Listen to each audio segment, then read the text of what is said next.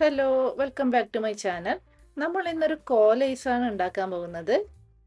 ഈ ഒരു ചൂടിന് ഇതുപോലൊരു കോലൈസ് കഴിക്കാൻ ഇഷ്ടപ്പെടാത്തവർ ആരും ഉണ്ടാവില്ല. നമ്മൾ ഇന്ന് വളരെ വ്യത്യസ്തമായ രുചിയിലുള്ള കോലൈസാണ് ഉണ്ടാക്കാൻ പോകുന്നത്. ഇതുണ്ടാക്കാൻ വളരെ എളുപ്പമാണ്. നമുക്ക് വീട്ടിലുള്ള സാധനങ്ങൾ വെച്ച് തന്നെ ഇതുണ്ടാക്കാം.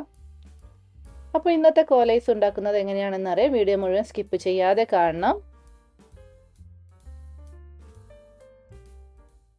അപ്പോൾ നമുക്ക് വീഡിയോയിലേക്ക് കടക്കാം. ഇതുണ്ടാക്കാനായിട്ട് നമ്മൾ മിക്സിയുടെ ജാറിലേക്ക് 1 ടേബിൾ സ്പൂൺ ബൂസ്റ്റ് ഇട്ട് കൊടുക്കുന്നുണ്ട്. ഇനി ഇതിലേക്ക് ഒരു 3 ടേബിൾ സ്പൂൺ പഞ്ചസാരയും ഒരു 1/2 കപ്പ് വെള്ളവും ചേർത്ത് കൊടുക്കുന്നുണ്ട്. ഇതുപോലെ ഐസ് ഉണ്ടാക്കുമ്പോൾ മധുരം കുറച്ച് കൂടുതൽ ഇട്ട് കൊടുക്കണം. മധുരം എപ്പോഴും കുറച്ച് മുന്നിട്ട് നിൽക്കണം.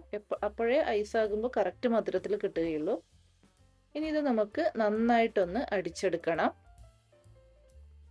അപ്പോൾ ഇത് നമ്മൾ നന്നായിട്ട് അടിച്ചെടുത്തിട്ടുണ്ട്. പഞ്ചസാരയും ബൂസ്റ്റൊക്കെ നന്നായിട്ട് അലിഞ്ഞിട്ടുണ്ട്. ഇനി ഇതിലേക്ക് 1 കപ്പ് വെള്ളം കൂടി ചേർത്ത് കൊടുത്ത് നന്നായിട്ടൊന്ന് അടിച്ചെടുക്കാം.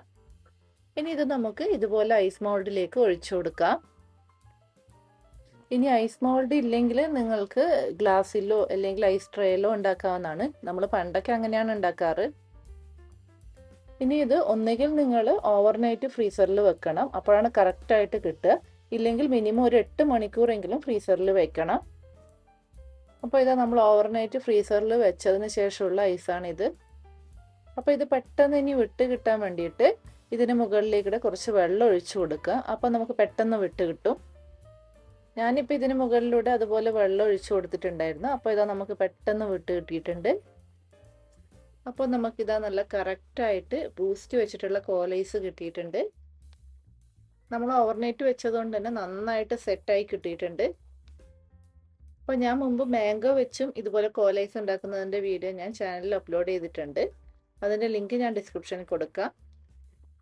അപ്പോൾ എല്ലാവരും ഈ ഒരു ബൂസ്റ്റ് ഐസ് ഉണ്ടാക്കി നോക്കണം. എന്നിട്ട് അഭിപ്രായങ്ങൾ കമൻറ്റ് ചെയ്ത് അറിയിക്കണം.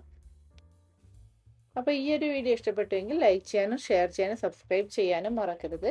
വീണ്ടും പുതിയ റെസിപ്പിയുമായി അടുത്ത വീഡിയോ കാണാം. അതുവരേക്കും ബൈ ബൈ.